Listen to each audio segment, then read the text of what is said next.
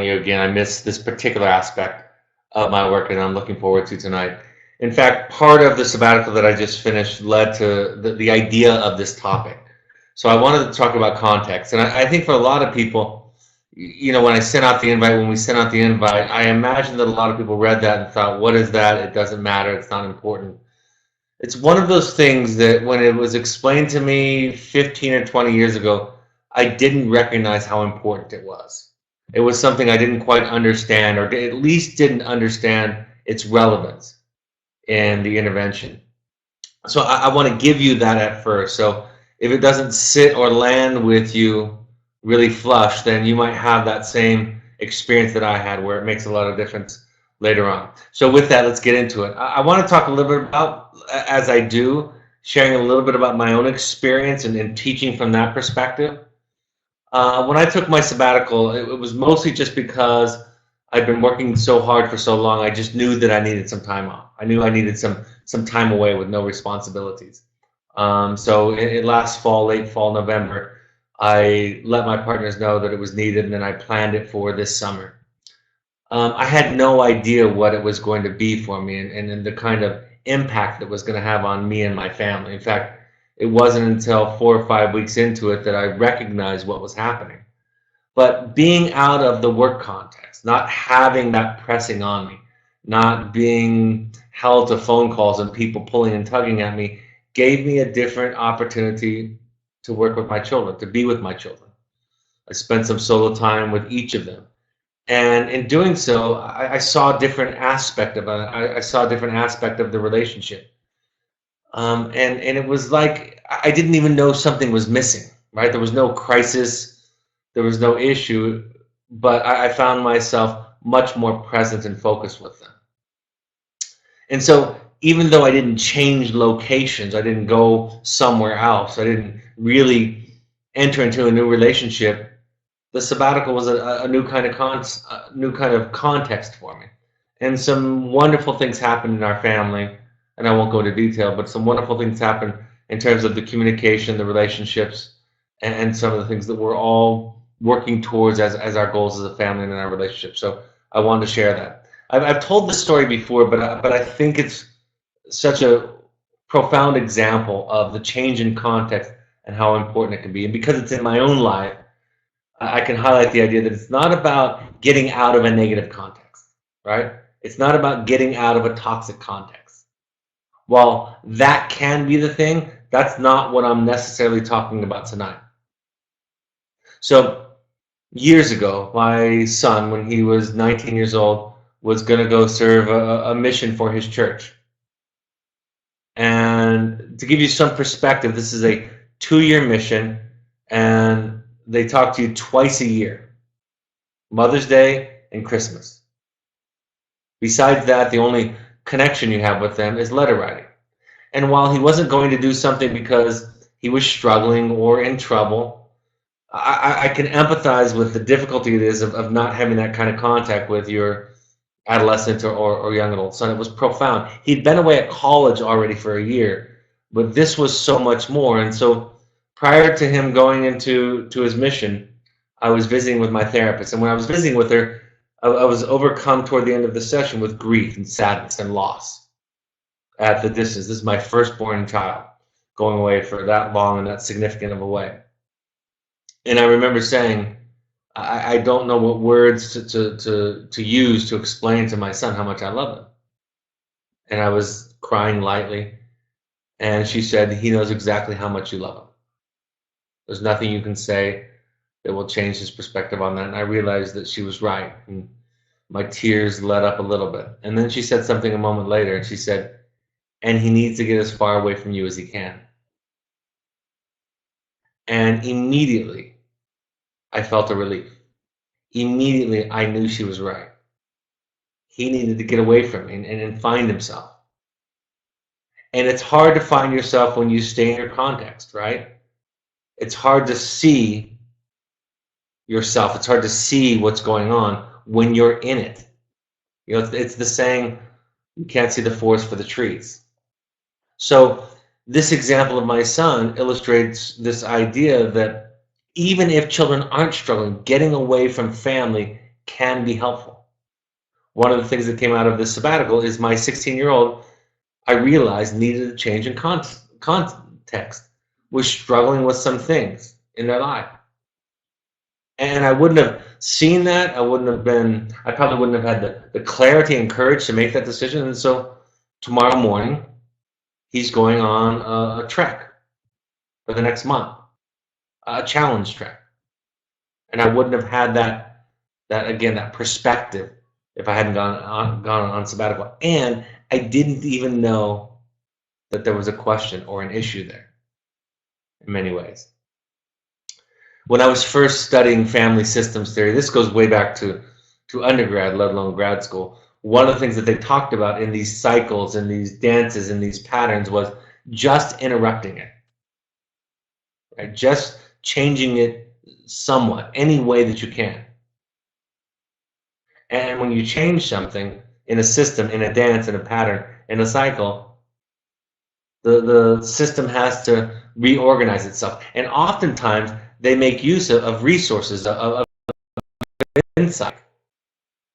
And like I said, solve problems that they might not even known that they had, and had access to resources so that they didn't even know that they had. So this idea of wilderness therapy that all of you have participated in or are participating in, this idea is about disrupting old patterns and cycles and giving your child and yourself an opportunity for a clearer perspective. So that's a part of what I wanted to give you some context for the context of this webinar this evening. Recently, I was sharing something with my therapist, and she shared with me this idea that relates to context. She said, not only do you not know what you don't know, but you don't even know how to get it. You don't know the vehicle to get what you don't know.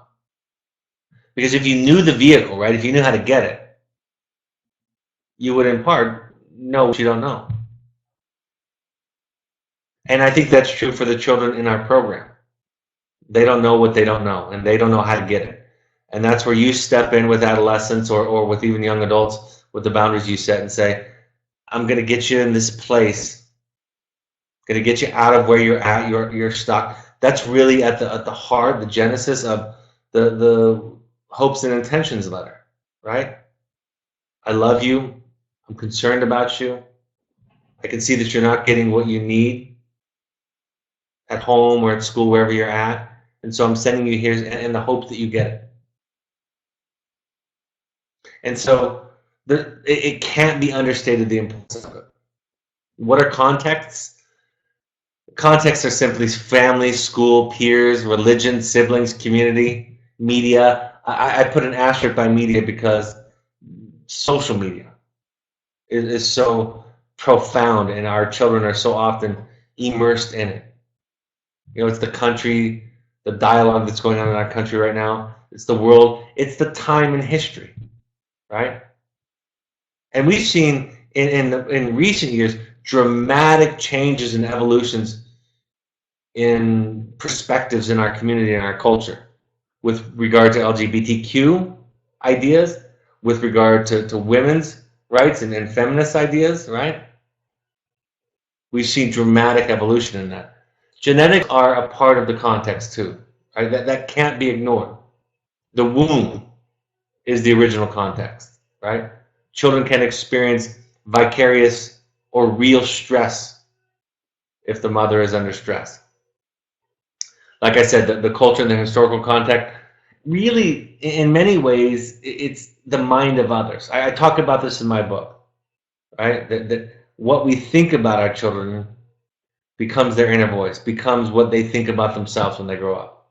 And so how we are seen, how we are considered, how others see us is so impactful. It's the air that we breathe. It's invisible to us. It's unconscious. It's all the messages that you hear about yourself, all the mirrors that are in the world, all the comparisons. Those are the contexts. I love this quote. I use this in my book from the author David Foster Wallace.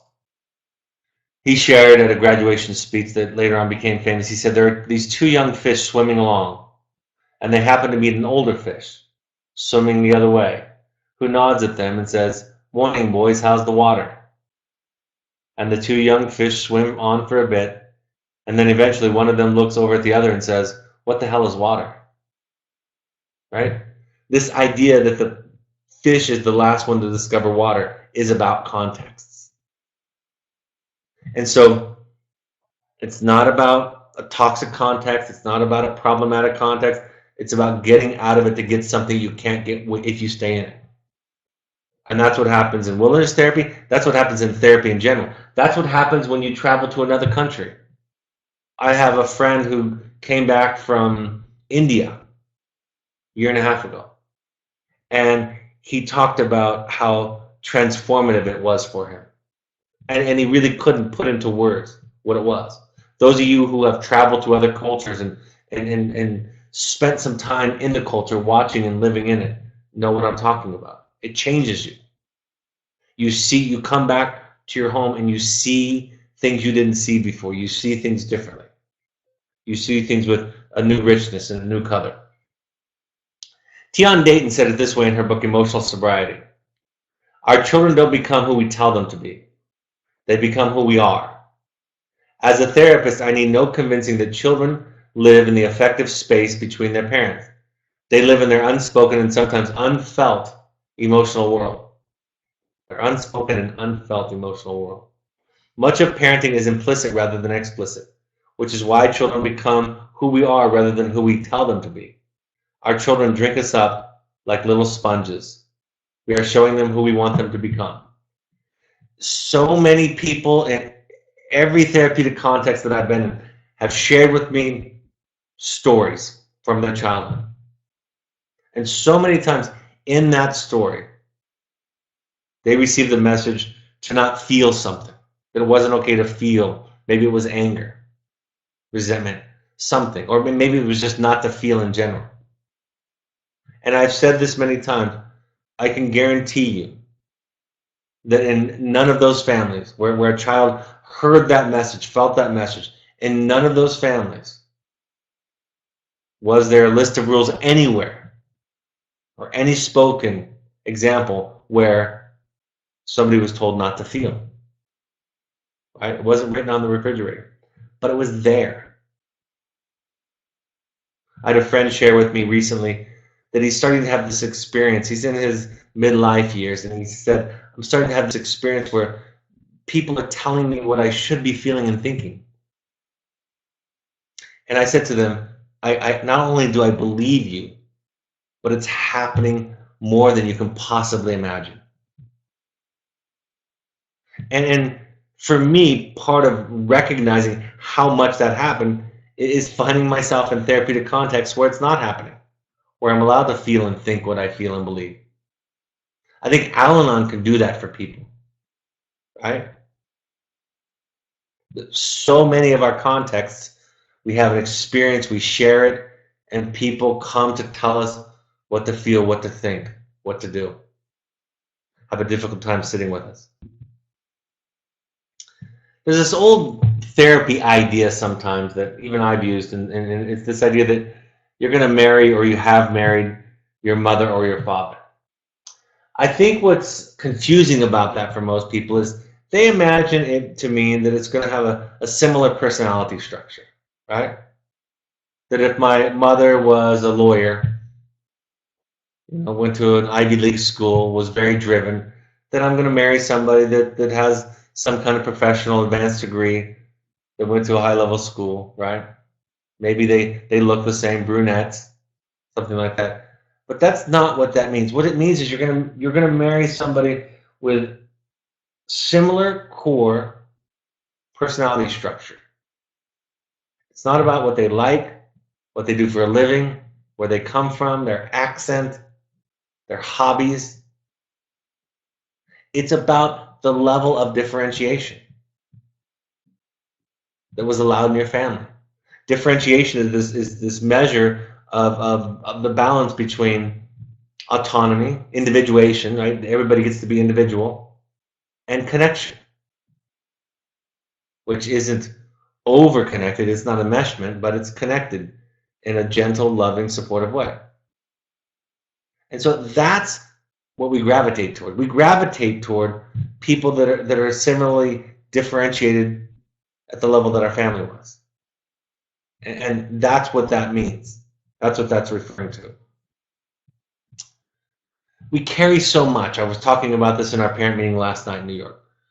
We carry so much into our parenting.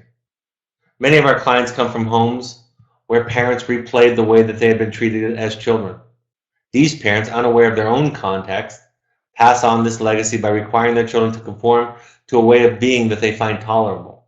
It may be seen the children from each of these homes emerges with a different base of experience in terms of which to experience, interpret, and cope with the world in which he or she functions. Clearly, topical solutions do not impact such a base. Therefore, therapy should be a new experience. Therapy is to help develop a self, prepare the self. In this way of thinking, therapy is not problem solving. Therapy is about finding yourself. It's why going out into the woods, going away from your family, from your peers, from the media influences, social media influences, is so important. Going out to the wilderness, of course, is a metaphor oftentimes for the journey of finding oneself. And in our program, it's a literal explanation of what happens.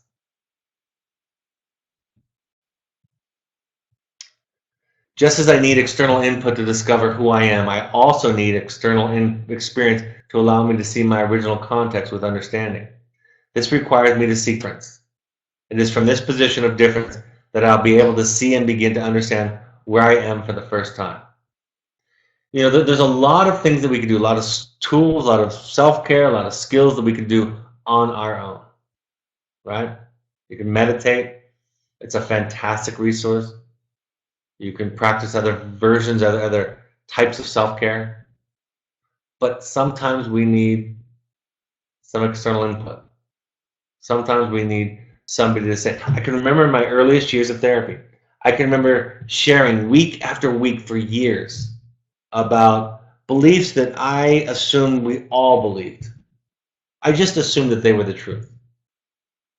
I thought I grew up with the truth, the truth. I didn't know that I grew up with a truth. I thought it was the truth. And so I would share these, and I can remember for years my therapist looking at me strangely, quizzically, and saying, is that what you believe? That's interesting. And I thought she was playing a game with me. I thought she was just kind of being playful. And it took me many years to figure out what was happening. I was sharing with her assumptions that I didn't even know I had. They were just the truth. And she was saying, in essence, that's not the way that I see it or some other people see it. I hear that's the message in your family. And so I couldn't have done that on my own, or it would have been extraordinarily difficult. So part of the business of psychotherapy is to discover and create alternative experiences for thoughts, feelings, attitudes, and beliefs. This is undertaken in the service of freeing people to be able to re-experience themselves in a safe but different context. The virtue of talking to an empathic and accepting person who has a different base is that it quickly illuminates one's own.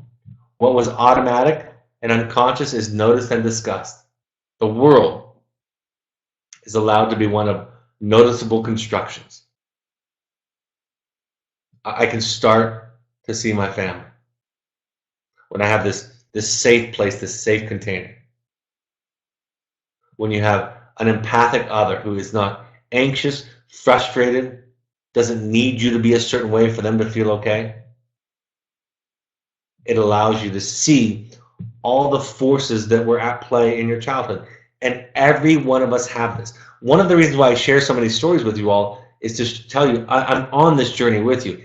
Every single tool, skill, idea, concept that I teach with passion, I have absolutely struggled with as a son and as a father.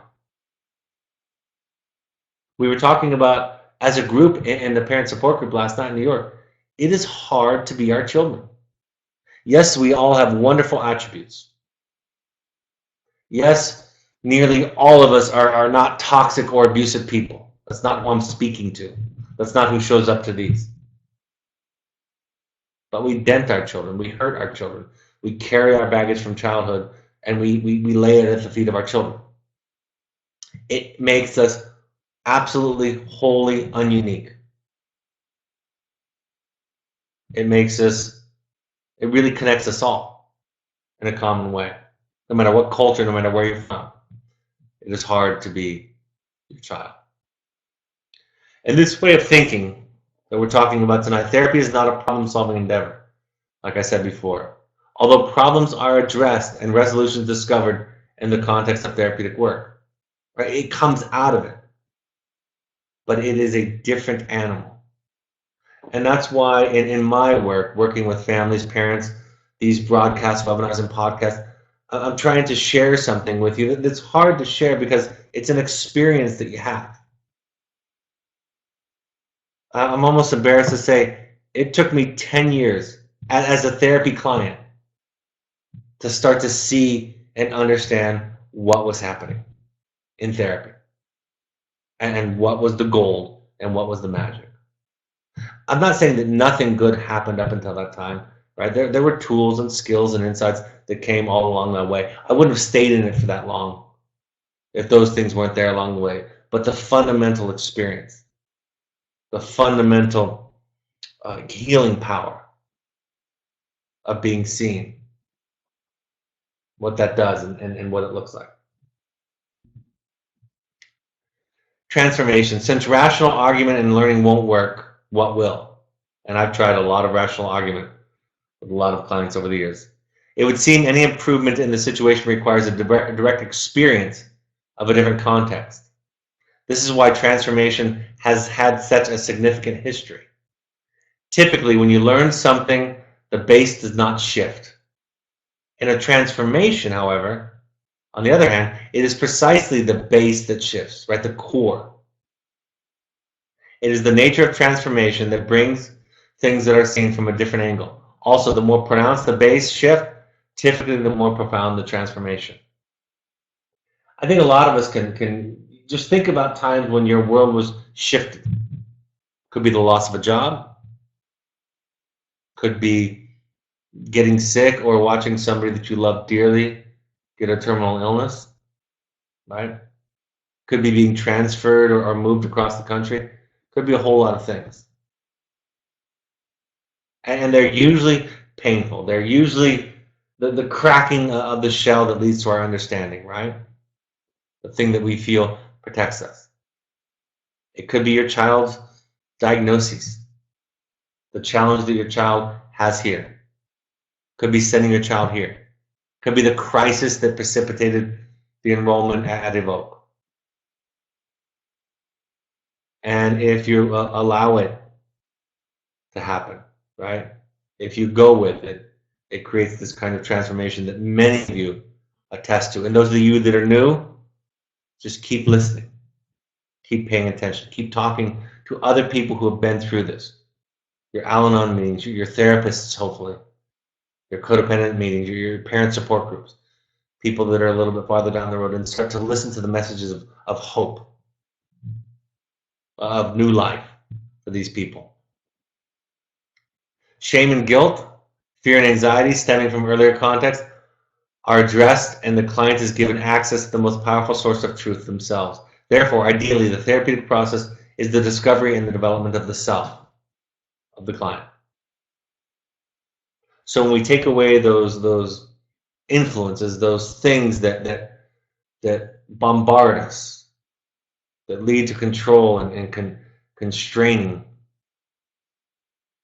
when those are peeled back a little bit, pulled back a little bit, the self can start to develop, can start to emerge in the process. I love this idea of the guide that we choose.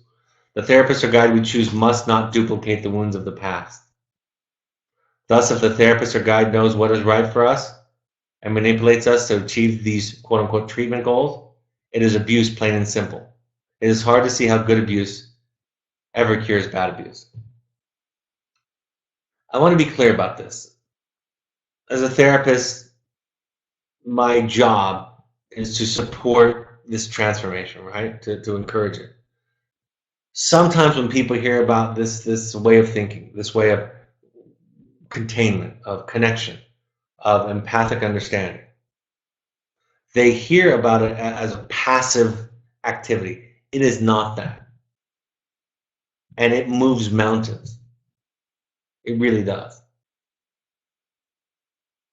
But if we employ, like Gil says here, if we employ fundamentally the same kind of thing, the same kind of manipulation, even though we would justify it by saying our goals are pure, our goals are well supported by the culture, by the research, by the experts,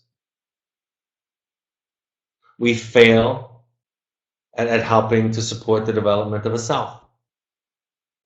And that's why most of you have such a great experience with Evoke, is because you see it happen. You hear about it happening. This is where students say, I've never felt more free in my life, more liberated in my life. And at the same time, you would go through the rules and the guidelines of the program and be confused by that. You would say, wait a second, that's more strict than any other setting you've ever been in. But it's something else altogether.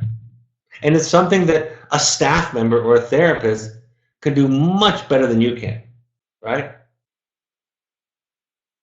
They could do it. One of the reasons why I'm having my son go on this track and I'm not taking him is because that'll be better for him. They'll have an advantage that I don't have. They won't have the fears and anxieties. They won't have the old dance. They'll have a different dance.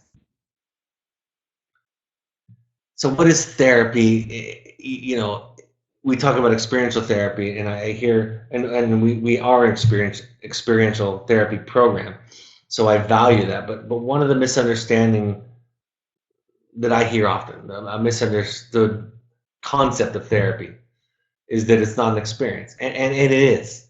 Any kind of therapy is. We take small risks at showing up in therapy, little by little, at the risk that what has happened in countless and powerfully formative contexts, primarily our family of origin experiences and preconscious and preverbal stages, might happen again. In other words, if I tell you my deep, dark secret, if I tell you the horrible thing I did, or felt, or thought, or wanted, or believed, you'll react the way that others have reacted to me, which is with fear, anxiety, worry, concern, consternation.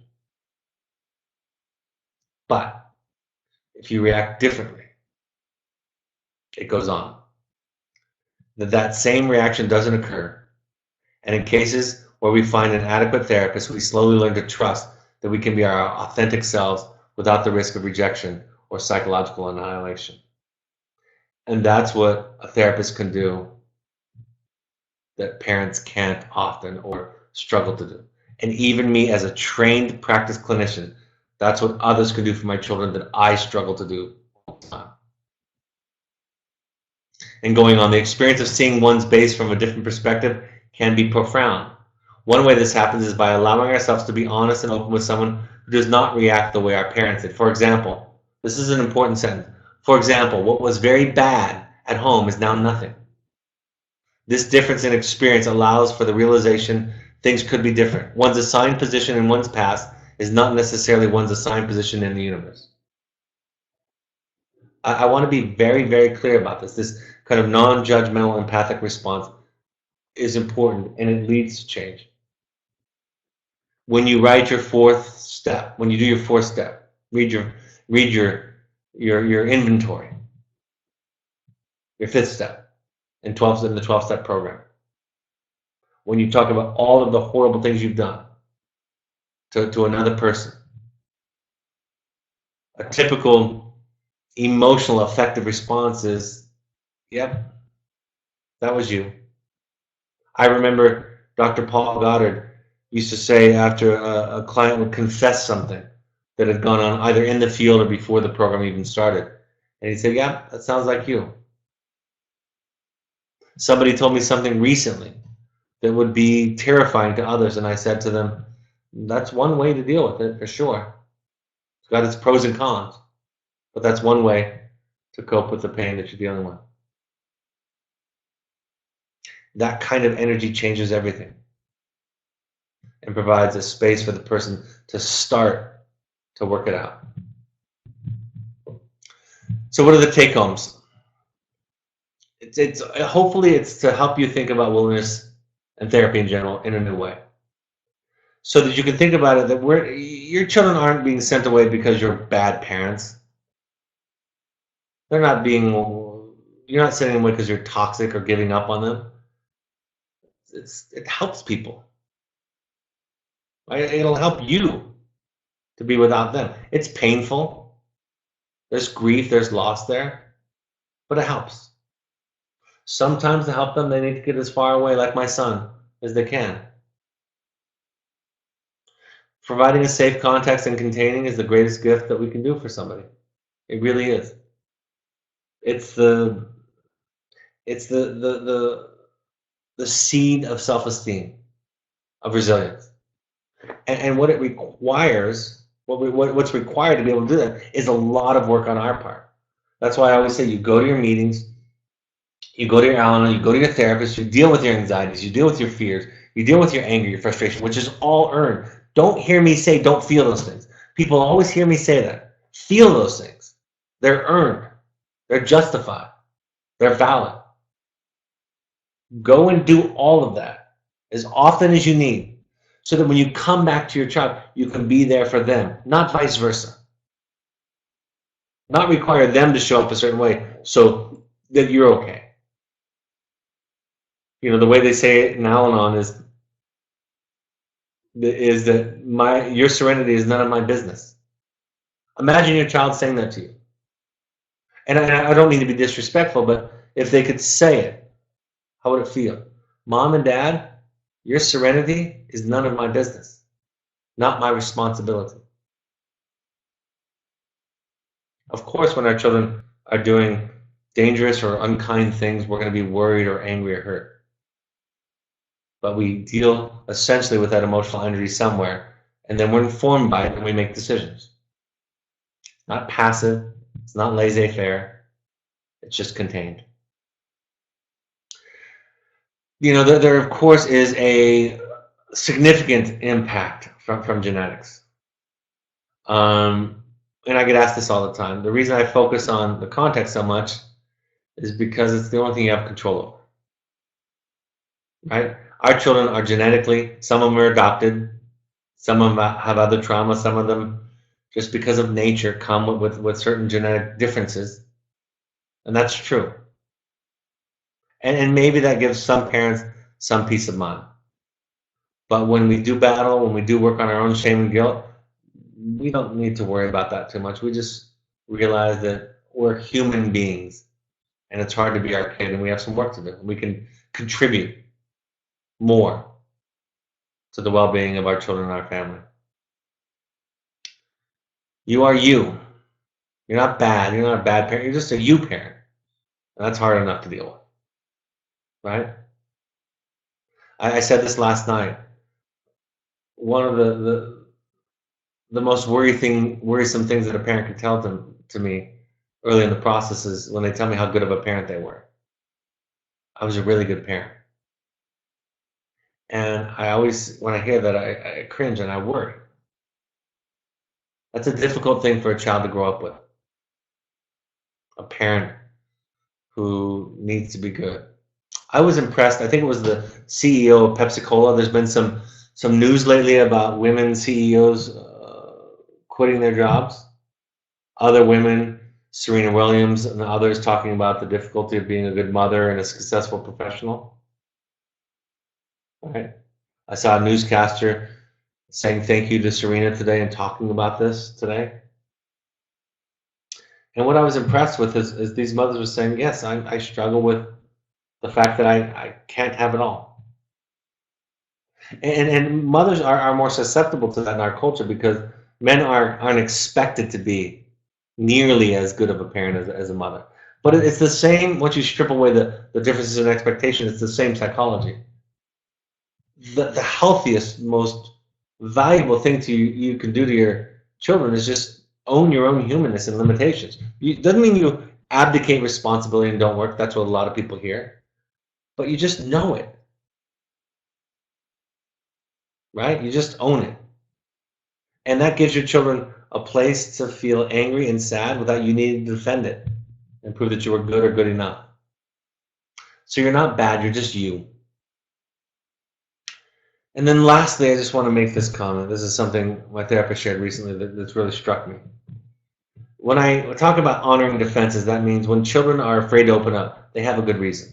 A friend of mine told me recently she was worried about going to therapy, and she was worried because she didn't want to tell all of her deep, dark secrets.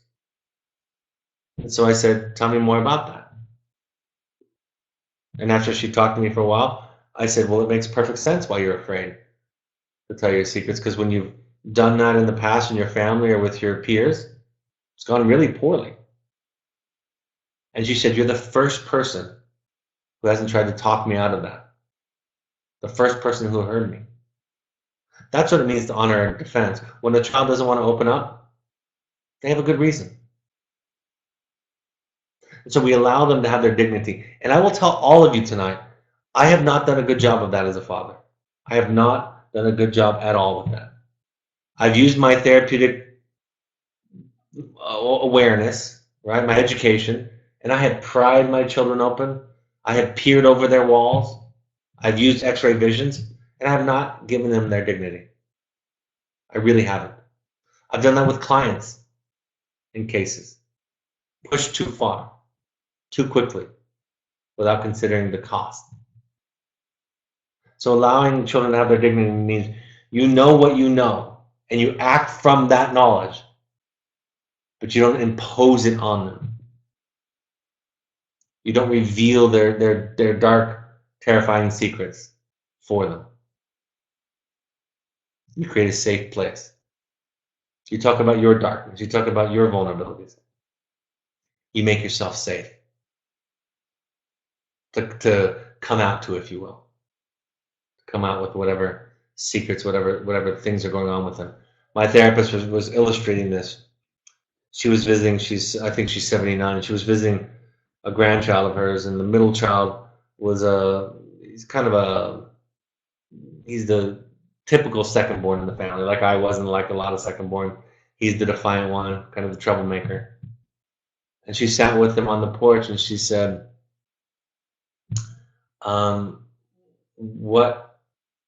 why are you so angry? Franklin, why are you so angry? And Franklin turned to my therapist, his grandparent, and said, it's none of your business.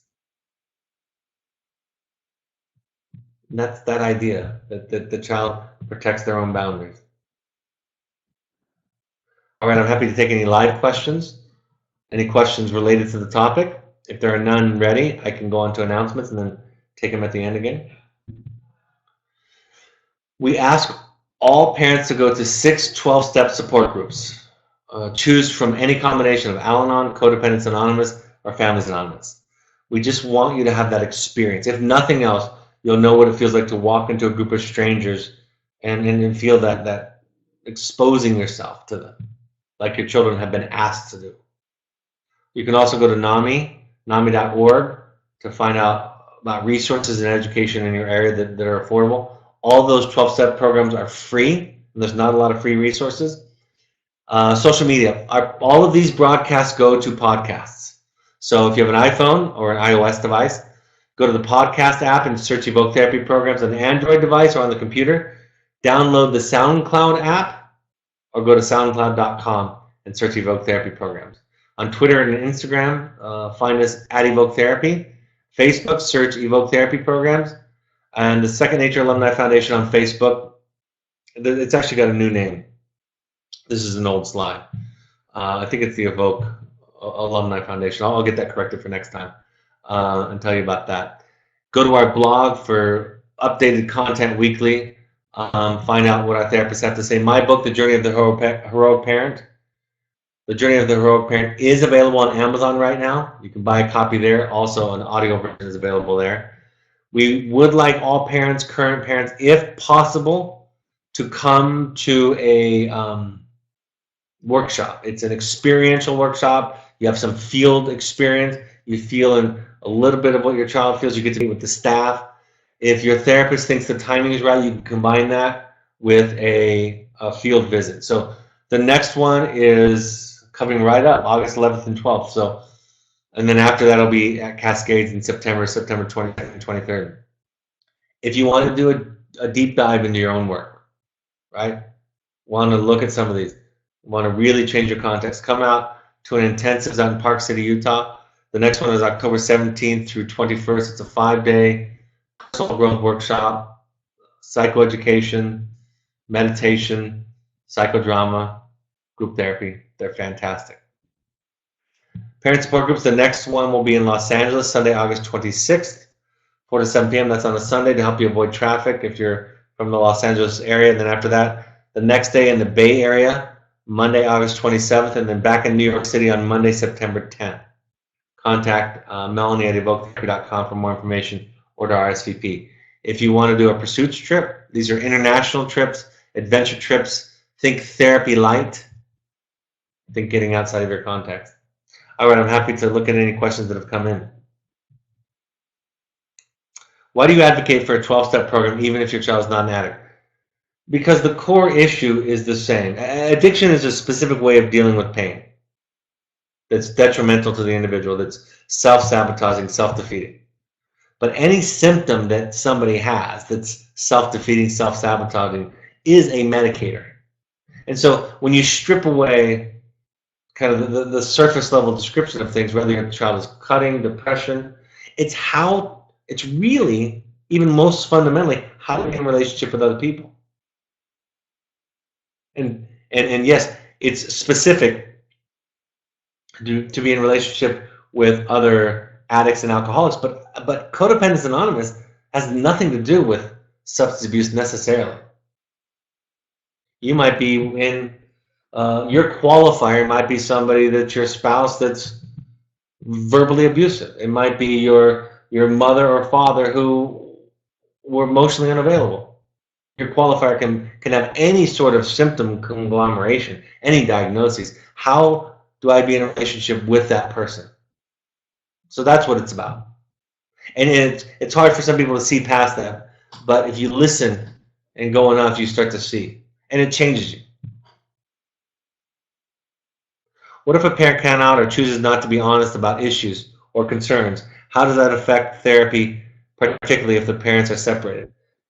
You know, if a parent is not supportive or involved or invested in the process, it's not impossible, but it is having a hand tied behind your back. You're fighting a battle with one hand tied behind your back. Period. There's no way around that. There's a broadcast that I did on co-parenting that I would also refer you to, because it's important that you not get lost in that. That you, as they say in Al-Anon, stay on your side of the street. Right? And not have it become your problem. It's easy to become obsessed with, focused on, put your energy toward the other parent who's not supporting, participating, and so forth. It's natural to do that. And that's why Al-Anon Code or those meetings therapy help us come back to ourselves. What do I have control over? What don't I have control over? What's my side of the street? How can I keep that clean? So forth and so on. I'm reading Michael Pollan's How to Change Your Mind, which discusses the mind transformation via LSD and mushrooms. In the 1950s, it was used successfully by alcoholics to stop drinking. What is your opinion of these drugs as a way to transform your mind, self, and cure alcoholism, anxiety, and depression? Even Bill W., by the way, just to be clear, this is not out of left field. This person's absolutely right. Even the founder of AA used LSD long after he got sober from alcohol and believed for a time that it was the cure to alcoholism. To alcoholism. It's a dramatic change in context. Psychedelics are a dramatic change in context, right? They absolutely do for you what they're describing.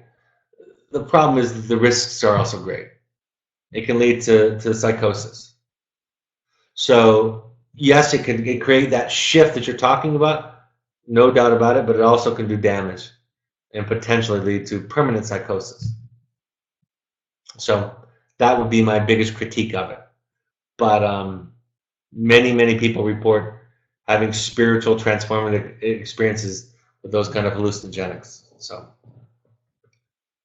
what if you have already shared with your child about your own past, your issues, your family of origin, yet that made no difference to the child, and maybe it even makes you more vulnerable than them? They now know what your vulnerabilities are, and they can use them against you. I'm so glad you asked this question, because it almost always leads to this. My answer to the question is they can't use it against you in a way, because it's a gift that you give to them, right? It's not about winning. It's not about convincing them. It's not about changing them. You don't share your vulnerabilities so they'll change. You share your vulnerabilities to share your vulnerabilities. You do it without expectation of change on their part. Otherwise, it's not really a gift. It's just a secret contract, right? An implicit contract. And so people can hurt you with things that you share, that's for sure. But they can't use you against you in the way that they can't blame you, because it's not about being right anymore, right? This work that I talk about is you don't get to be right anymore. You don't get to be good. My son said to me when I told him that we wanted him to go on, and it wasn't really a choice, but we wanted him to go on this track. He said, "What if it doesn't work?" And I said, "It might not work." And he said, "Why do you guys think I need it?" And I said, "It's just our best guess. We have a lot of self-doubt about this idea, right? And there's nothing to fight against. When I'm not right, when being right is not part of the equation, there's really nothing to fight against." I did a broadcast on The Knight in Rusty Armor and Letters of Juliet. They're kind of companion books. They're actually a sequel. The Letters of Juliet is a sequel, but I did a broadcast on those where I talk about that, and Juliet's example of sharing all of our vulnerabilities. So if you want to kind of hear the long answer for that, watch or listen to the broadcast on The Knight in Rusty Armor, and then watch or listen to the broadcast on The Letters of Juliet. But when you lay down your armor, you lay down your weapons, you really can't, it can't be used against you, not really. Because you're just you. And if you're just you, what are they going to do? What are they going to say?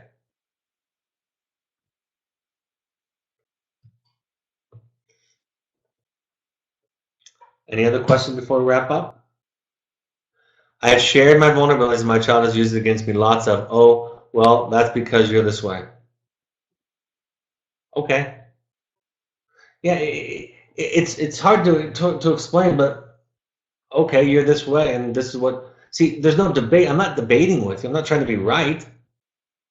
My boundary is my boundary. It's my boundary because it's my boundary, not because I'm smarter, better.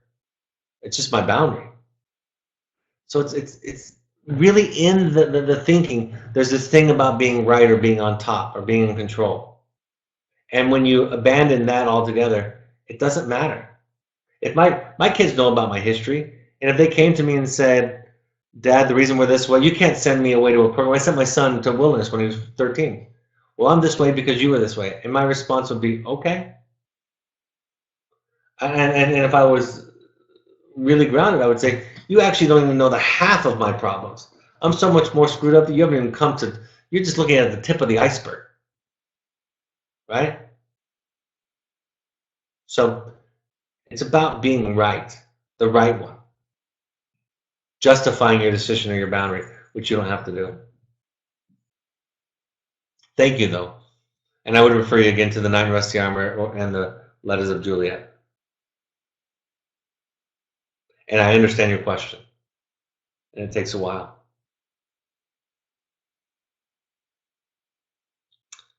I'm so thankful for all the coaching on listening. I asked one of my sons to share with me about why he doesn't want to attend his sister's graduation from her aftercare. He's going along with his brother, but it is an inconvenient time for them with college starting up and also with some influence from other family members about the opinions of the program. By settling the intention and simply listening, he really opened up to me. It was really enlightening. I didn't like all that he said, but I gave no responses. So yeah, thank you. That's my experience also. All right, folks, the next broadcast will be next Tuesday evening, August 14th at 7 p.m. Mountain Time. I'm going to be talking about coming out and all that that implies. So have a great week. Thanks for joining me this evening. For on behalf of your children, thanks for making this effort. And I hope this is a helpful point of contact with you throughout your work and in your practice. Take care, folks. Bye-bye.